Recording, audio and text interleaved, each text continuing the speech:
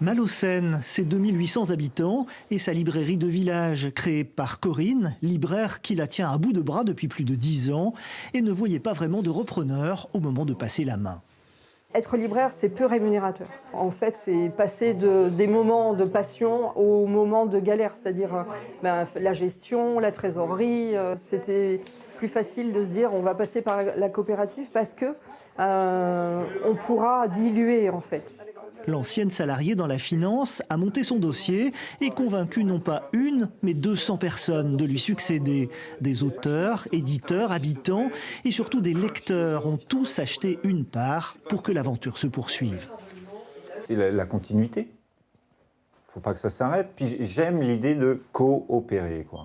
Faire ça ensemble.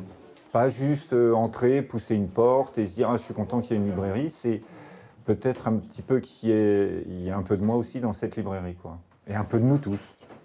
La librairie désormais fourmille. Ses nouveaux patrons classent, comptent, déballent, coup de pouce aux 2 libraires salariés.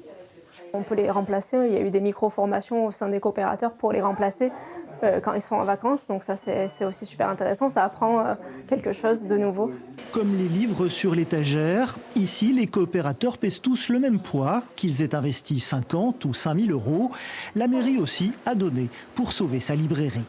Elle aurait pu être vendue à un particulier, mais on avait le risque de trouver personne. Il faut aussi avoir une cohérence dans ce que l'on veut.